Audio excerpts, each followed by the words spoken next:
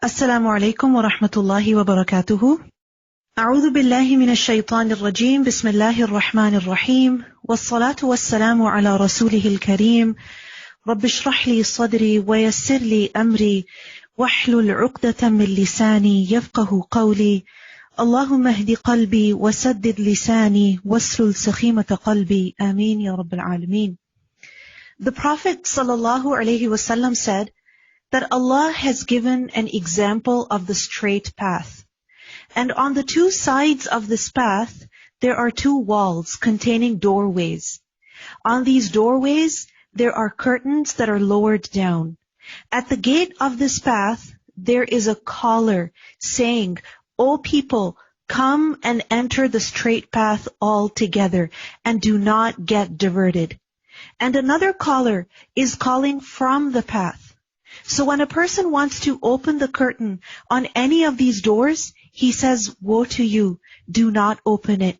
For if you open it, you will enter it." The Prophet ﷺ explained that the path is Islam. The two walls are the set limits of Allah the Most High. And the open doors are the prohibitions set by Allah the Most High. That caller at the gate of the path is the Quran. It is the book of Allah. And the caller on the path is Allah's admonition in the heart of every Muslim. So we see in this hadith the role that the Quran plays in our lives. When a person stays connected with the book of Allah, when a person keeps learning about the book of Allah, they keep reciting it, they keep studying it, then the Quran serves as a reminder. The Quran is a means of protecting ourselves from falling into sin. May Allah subhanahu wa ta'ala allow us to remember the call of the Quran. Bismillahir Rahmanir Rahim, Juz number 8. وَلَوْ أَنَّنَا نَزَّلْنَا إِلَيْهِمُ الْمَلَائِكَةَ وَكَلَّمَهُمُ الْمَوْتَى وَحَشَرْنَا عَلَيْهِمْ كُلَّ شَيْءٍ قُبُلًا مَا كَانُوا لِيُؤْمِنُوا إِلَّا أَن يَشَاءَ اللَّهُ وَلَكِنَّ أَكْثَرَهُمْ يَجْهَلُونَ. And even if we had sent down to them the angels, and the dead spoke to them of it, and we gathered together everything which they demand in front of them, they would still not believe, unless Allah should will. But most of them of that are ignorant. The fact is that ignorance becomes an obstacle in the path of guidance. Remember, knowledge alone is not enough. Intellectual reasoning alone is not enough to obtain guidance. Because at times, a person's own biases, their arrogance, which is another form of ignorance, prevents them from seeing the truth. And this was the problem with the people of Makkah. It wasn't that they were not shown any miracles which they demanded. It wasn't that the message of the Quran was unknown to them. No, they knew. But they chose to remain ignorant despite knowledge. Why? Because the ignorance of pride and their desires prevented them. They chose their hawa, which is desires, over huda, which is guidance. And thus we have made for every prophet an enemy, devils for mankind and jinn, inspiring to one another decorative speech in delusion. But if your Lord had willed, they would not have done it, so leave them and that which they invent. Allah subhanahu wa ta'ala comforts His messenger that just there are enemies for you who deny your message, who cooperate with one another in your opposition, then this has always been the case.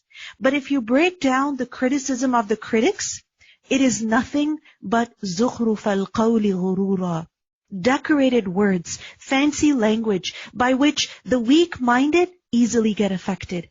But in reality, what they say is simply a play on words. It is not solid facts. In fact, many times it is lies that are decorated with fancy words so they seem believable. So, no matter how frightening their criticism may seem, no matter how far and wide their lies may be, how hateful their words are, remember, they're just words, so do not fear them. And people who oppose the truth this way are in fact devils. Because Allah says that we have made for every prophet an enemy, devils from mankind and jinn. Such people are shayateen. Why? Because they're doing the work of shaitan. How? By misleading themselves and misleading the naive. Qatada and Mujahid said that the way there are devils among the jinn, there are also devils among mankind. Malik ibn Dinar said that the devils among mankind are actually more difficult for me than the devils among the jinn. Because when I say A'udhu Billah, the devil among the jinn goes away. But the human devil openly comes before me and tries to drag me into sin. Think about Abu Talib. When he was close to his death, and the Prophet ﷺ was urging him to say, La ilaha illallah. What happened? Two shayateen came, Abu Jahl and Abdullah bin Umayyah. And they kept on urging Abu Talib to not leave the religion of his forefathers. And he died upon that. And it is so the hearts of those who disbelieve in the hereafter will incline toward it, and that they will be satisfied with it, and that they will commit that which they are committing. So yes, there are people who are very gullible out there, who get easily affected by decorated lies. They believe them, and they are happy with them. Why? It's not because they're unintelligent. It's because the lies allow them to carry on as they are. You see, the truth is sometimes very bitter. It requires that people make changes in their lives. The people of Makkah understood the truth of the message of Tawheed, but they did not want to change their lives. And for example, even today, when it comes to, for instance, the current environmental problems in the world, there are people who simply don't want to believe the facts. So what will they do?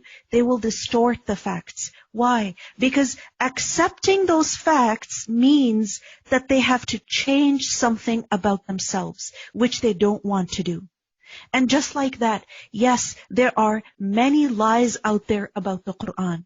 That this is a book that teaches hate, or about the Prophet ﷺ. But why do people choose to believe those lies? Is it because they're foolish? Is it because they're unintelligent? No, because when they reject the Quran, when they reject the Prophet ﷺ, that allows them to carry on as they are, to keep on doing what they're already doing. And the majority of the people would rather follow their desire than follow guidance. But there are people who don't get affected by such lies, who use their reason, who are genuinely curious, who seek the truth.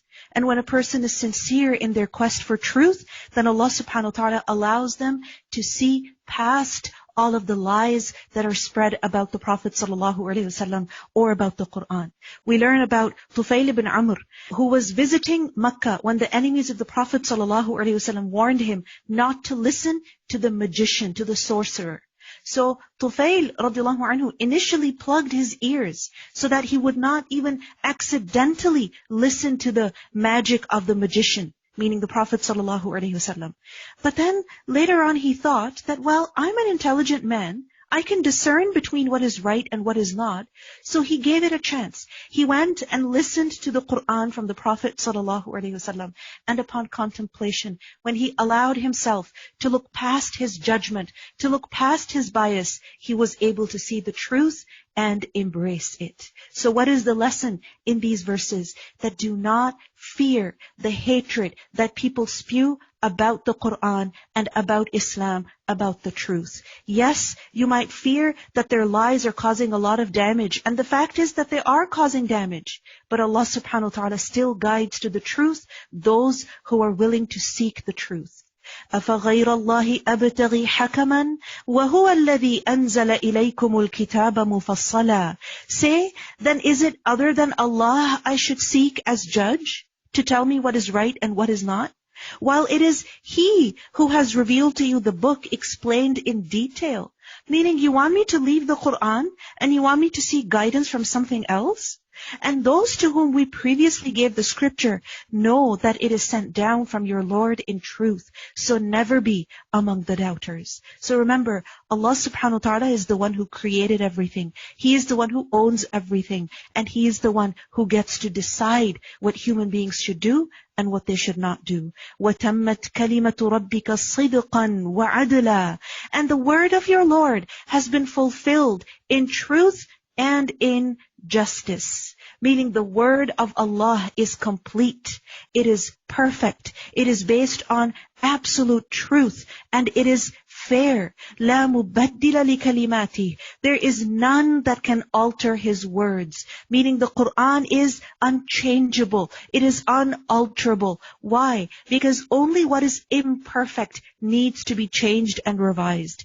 And only what is imperfect no longer remains relevant. And as a result of that, it needs to be changed and revised. But the Quran is based on truth, on ultimate truth. And it is relevant for all people, for all times. Therefore, it does not need to be changed at all. وَهُوَ السَّمِيعُ الْعَلِيمُ. And He is the hearing, the knowing. وَإِن تُطِعْ أَكْثَرَ مَنْ فِي الْأَرْضِ يُضِلُّوكَ عَنْ سَبِيلِ اللَّهِ. And if you obey most of those upon the earth, they will mislead you from the way of Allah. Meaning the trend, the practice of the majority is not an evidence. There was a time when the majority of the people believed that the earth was flat. The majority of the people do not follow ilm. They follow their desire. Or they follow, as it is mentioned over here, إِن يَتَّبِعُونَ إِلَّا الظَّنَّ. They follow not except assumption. Meaning, based on simply what they have seen, and as a result of that, what they have assumed, and they are not but falsifying. So the person who wishes to be on guidance, they should hold on to the Quran firmly. They should not take the practice of the majority as an evidence, that because everybody does this, I should also do that. Or because nobody does this, I should also not do that. No, an intelligent person follows facts. إِنَّ رَبَّكَ هُوَ أَعْلَمُ مَنْ يَضِلُّ عَنْ سَبِيلِهِ. Indeed, your Lord is most knowing of who strays from His way. وَهُوَ أَعْلَمُ بِالْمُهْتَدِينَ. And He is the most knowing of the rightly guided. So eat of that meat upon which the name of Allah has been mentioned, if you are believers in His verses. You see, the enemies of the Prophet ﷺ, the people of Mecca, they would object that you eat what you slaughter yourself, but you don't eat what God kills, meaning carrion. This was their, logical fallacy. And remember that what is slaughtered is very different from what dies out of sickness or a fall. Because an animal that dies because of a violent blow, for example, it hasn't been slaughtered properly. And so if a person were to eat a carrion, a body that is already decaying, then that food will not be beneficial for a person. In fact, it can be quite harmful. So it is mentioned over here that you should eat of that meat upon which the name of Allah has been mentioned. And why should you not eat of that upon which the name of Allah has been mentioned, while He has explained in detail to you what He has forbidden you? Meaning Allah subhanahu wa ta'ala has given us the entire law of what is halal, what is haram. He has made all of that clear. So now what are you going to do? Just recite those verses and seek blessing through the words? No, you're supposed to follow the law that is contained within those words, accepting that to which you are compelled. Meaning when a person is compelled, then that is a different situation. And indeed, do many lead others astray through their own inclinations without any knowledge. Indeed, your Lord, He is most knowing of the transgressors. So we see over here that following one's desires is a means of misguidance. And following the command of Allah and His Messenger, that is guidance. وَذَرُوا ظَاهِرَ الْإِثْمِ وَبَاطِنَهُ. And leave what is apparent of sin and what is concealed thereof. Leave all sins, whether they are apparent or they are concealed, whether they are public or they are private. You see, an example of a public, a zahir sin is, for instance, a person taunts another, ridicules another on their face. And backbiting a person is a form of a hidden sin or a private sin. And remember, both are wrong. Because sometimes we justify backbiting by saying that, you know what? I can say it to this person on their face. Well, just because you have the audacity to say hurtful words to someone, it doesn't mean that that is free of sin. No. وَيْلٌ لِكُلِّ هُمَزَةٍ لُمَزَةٍ. And that includes both. Saying rude, harsh things to people on their face or behind their back. So, وَذَرُوا ظَاهِرَ الْإِثْمِ وَبَاطِنَهُ. Leave what is apparent of sin and what is concealed thereof. Why? Because إِنَّ الَّذِينَ يَكْسِبُونَ الْإِثْمِ سَيُجْزَوْنَ بِمَا كَانُوا يَقْتَرِفُونَ. Indeed, those who earn blame for sin will be recompensed for that which they used to commit. So remember, any sin, whether it is in words or it is in actions, even an illicit relationship, whether it is made public or it is kept private, we should leave all wrong things. Why? Because ultimately our matter is with Allah subhanahu wa ta'ala. And both our apparent and hidden, our public and private is known to Allah. Hiding from people is not the goal. Leaving the sin is the goal. Because if it is not left, then there are consequences. وَلَا تَأْكُلُوا مِمَّا لَمْ يُذْكَرِ اسْمُ اللَّهِ عَلَيْهِ وَإِنَّهُ لَفِسْقٌ. And do not eat of that upon which the name of Allah has not been mentioned. When? At the time of slaughter. Why? For indeed it is grave disobedience. This is so clear.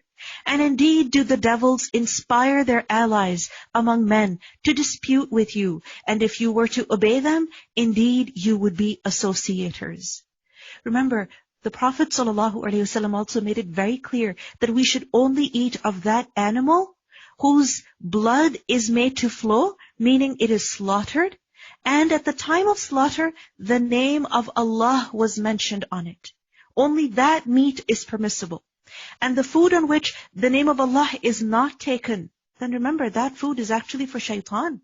In a narration we learn that shaitan, Iblis, said to Allah that, "Oh Allah, you have made the provision of every creature clear to it. So what is for me?" And it was mentioned, فِيمَا لَمْ يُذْكَرِ اسْمِي عَلَيْهِ. That on which my name is not mentioned. So we should make sure that we say Bismillah before we eat. And especially, Bismillah should be said when the animal is being slaughtered. أَوَمَنْ كَانَ مَيْتًا فَأَحْيَيْنَاهُ. And is one who was dead, and we gave him life. There is a person who was once upon a time dead. What does that mean? It means that they didn't have Iman. This is referring to the death of the soul, of the heart. That once upon a time they did not have faith. Their body was alive, but their inner person was dead because they did not have faith. They were in ignorance. They neither knew who their Lord is or who their messenger is. They didn't know about their deen. They didn't know about the akhirah. What happened? فَأَحْيَيْنَاهُ. And we gave him life. Meaning Allah subhanahu wa ta'ala gave this person Iman. He gave him knowledge, awareness, understanding of the religion.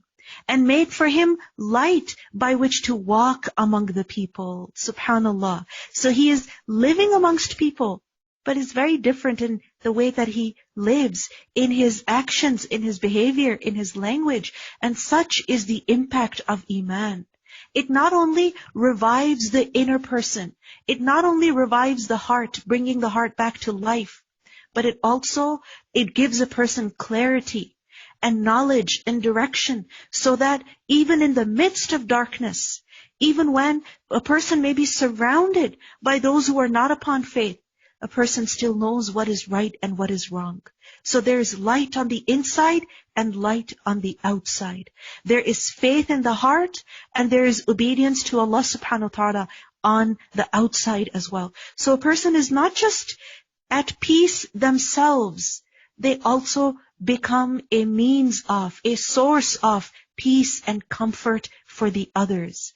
So such is Iman. It completely transforms a person's external and their internal. So can this person be like one who is in darkness, never to emerge therefrom? Why is he in darkness? Because he doesn't know what light is. He doesn't even know if anything is wrong. So how would he emerge? There's a huge difference between these two people. Thus, it has been made pleasing to the disbelievers that which they were doing. So they're very comfortable in their darkness. They do not even seek light. But a person's success is when they know who their Creator is. When there's light on the inside and there's light on the outside. وَكَذَلِكَ جَعَلْنَا فِي كُلِّ قَرْيَةٍ أَكَابِرَ مُجْرِمِيهَا لِيَمْكُرُوا فِيهَا. And thus we have placed within every city the greatest of its criminals to conspire therein. But they conspire not except against themselves, and they perceive it not. And when a sign comes to them, they say, never will we believe until we are given like that which was given to the messengers of Allah. We will only believe when we also receive prophethood. Allah is most knowing of where He places His message. He knows who is deserving and worthy of prophethood and who is not. There will afflict those who committed crimes, debasement before Allah, and severe punishment for what they used to conspire. فَمَنْ يُرِدِ اللَّهُ أَنْ يَهْدِيَهُ. So whoever Allah wants to guide, يَشْرَحْ صَدْرَهُ لِلْإِسْلَامِ. He expands his chest for Islam, to contain Islam. You see, there are two kinds of guidance. The first type is of irshad, and irshad is ta'lim, meaning when a person gets to know what Allah subhanahu wa ta'ala wants. And this is something that is equally available to all people. The Quran, for example, is a guidance, it's been presented for all people. Everyone is allowed to come, open the Quran, read it, listen to it. But many people, even though they know what the Quran says, they don't follow it. Why? Because they don't have the second kind of guidance, which is the hidayah of tawfiq, the ability to act on what you know. And remember, that ability is from Allah. And that is by the opening of the chest, meaning the openness, the willingness to accept what Allah subhanahu wa ta'ala has commanded, to trust and believe in what Allah subhanahu wa ta'ala has commanded, to be comfortable with it, to have confidence in it, and to have the courage to follow it. So this is sharh al-sadr. And when a person has sharh al-sadr, they're able to embrace Islam happily, wholeheartedly. Only then are they able to act upon it. So the person whom Allah wishes good for, He gives him the understanding of deen. فَمَنْ يُرِدِ اللَّهُ أَنْ يَهْدِيَهُ يَشْرَحْ صَدْرَهُ لِلْإِسْلَامِ. Allah opens their chest for Islam. وَمَنْ يُرِدْ أَنْ يُضِلَّهُ. And whoever He wants to misguide, then what happens? He makes his chest tight and constricted as though he were climbing into the sky. Imagine a person who is climbing up. And as they're going up, they're losing oxygen. So as they lose oxygen, they begin to feel suffocated. They become out of breath. Or this has been interpreted as a person who is trying to go up, meaning they're trying to fly, but they won't be able to fly. Because human beings are not able to fly. So no matter how much a person flaps their arms, they won't be able to go up. What they will get from this is absolute exhaustion and fatigue. So just as a human being cannot fly up to the sky, meaning on their own, likewise, Iman will not be able to enter the heart of this person. You see, if a person does not get oxygen, what happens? They can have respiratory failure. And this is something that we're hearing about these days a lot. And such is this person, that the thought of Islam makes them feel like they're gonna die, like they cannot breathe. They find Islam suffocating. They find the rules of Islam very, very difficult. And so they're very uncomfortable. They don't like it. They don't want it. Salah, Quran, fasting, Ramadan is like a prison sentence. This is why we learned that the hypocrite prays lazily. They would sit in the gathering of the Prophet ﷺ, all the way in the back, propped up against the wall, not listening, not paying attention at all, and would slip out whenever they would get a chance. Why? Because they didn't want to be there. Because the gatherings where Allah is mentioned, where the Quran is recited, where sacred knowledge is taught, such gatherings are very heavy. They're unbearable for such people. So they find it very difficult to even listen to the Quran. Why? Because their chest is closed for Islam. Thus does Allah place defilement upon those who do not believe. So it's not that these people want guidance and Allah subhanahu wa ta'ala does not want to give it to them. No, it's because they are already those who do not believe. They have already rejected. So they cannot fake it for long. So we should ask Allah subhanahu wa ta'ala to expand our chest for Islam.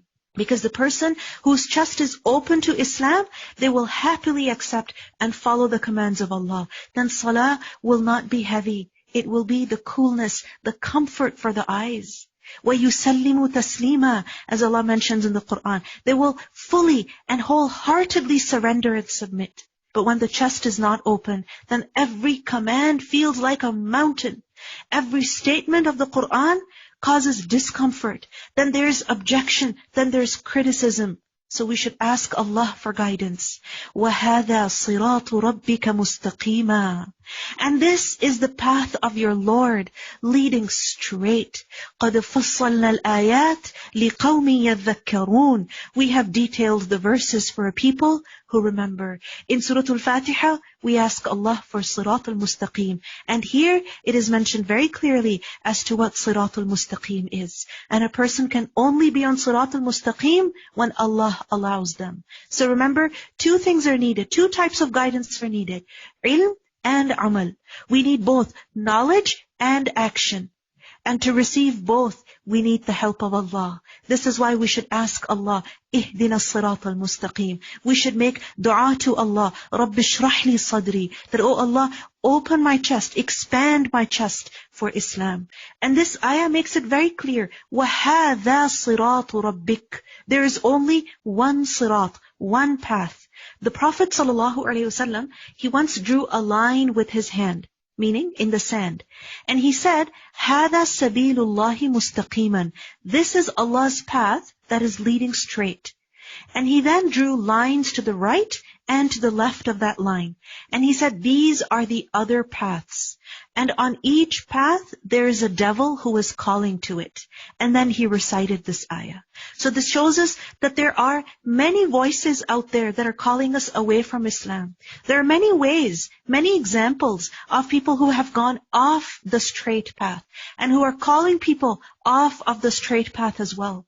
But it is important that we stay firm on it because it is mustaqim and no one can remain firm on it without the tawfiq of Allah. So never take this for granted. Ask Allah for tawfiq. Ask Allah for hidayah. Never rely upon yourself, but rely upon Allah. لَهُمْ دَارُ السَّلَامِ عِنْدَ رَبِّهِمْ. For them will be the home of as-salam with their Lord. For who? For those who go along this path. This Sirat al-Mustaqim, what place does it lead to? It leads to Darus Salam, the home of as-salam. And what will happen when they reach Darus Salam? وَهُوَ وَلِيُّهُمْ. And He will be their protecting friend. بِمَا كَانُوا يَعْمَلُونَ. Why? Because of what they used to do. What is Darus Salam? It is Jannah. And it is called Darus Salam, the home of As-Salam. Why? Because As-Salam is Allah. So remember, Jannah is the home of As-Salam. Just as Kaaba is called Baytullah, not because Allah lives there, but it is called Baytullah, His house, as an honor, as a praise, that this house is so noble, this house is so special. And just like that, Jannah, it is in the neighborhood of As-Salam. Remember, Jannatul Firdaus is under the throne of Allah the Exalted. So As-Salam, Allah, He is the bestower of safety. He is the perfection in Himself. So lahum darus salam.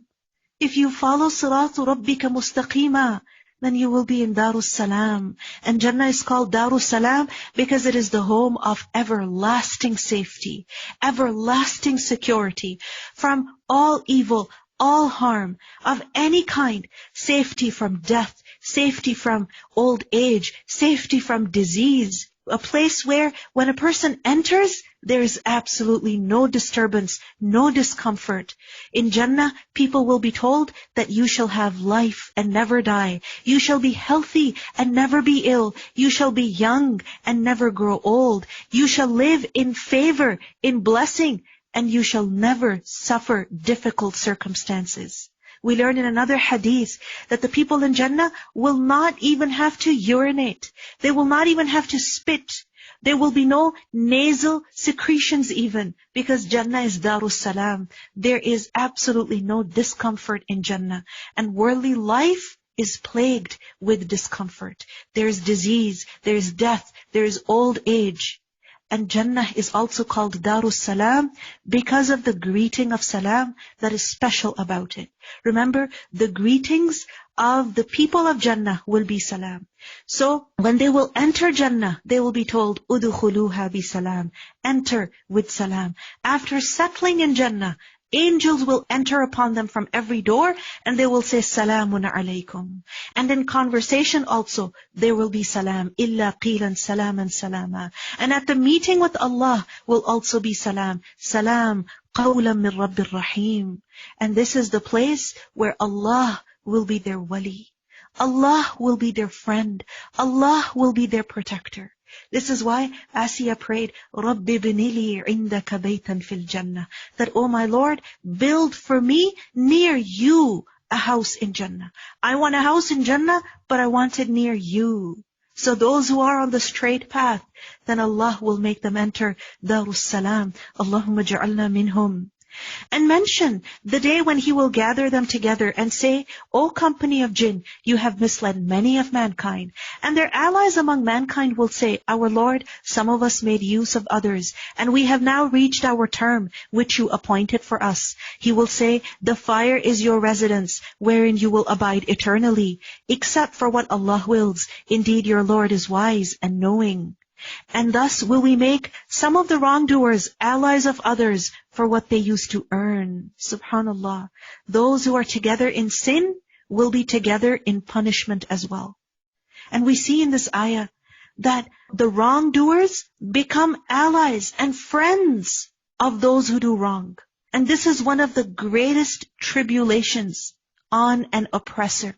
That an oppressor, a wrongdoer, receives the help and support of other oppressors. Why? How is this a tribulation? Because when he gets the support and help of other oppressors, then he is kept far from doing good, from even realizing the wrong that he is committing. So he is led further and further away into wrongdoing. So never befriend an oppressor. Never ever befriend an oppressor. And if someone supports you in doing something wrong, then realize this is not actually help. This is Allah's punishment. Ya ma'shar al-jinni wal-ins, O company of jinn and mankind, did there not come to you messengers from among you, relating to you my verses and warning you of the meeting of this day of yours? They will say, we bear witness against ourselves, and the worldly life had deluded them. And they will bear witness against themselves that they were disbelievers. Today they're not willing to understand, but on the day of judgment, they will have no option but to admit guilt.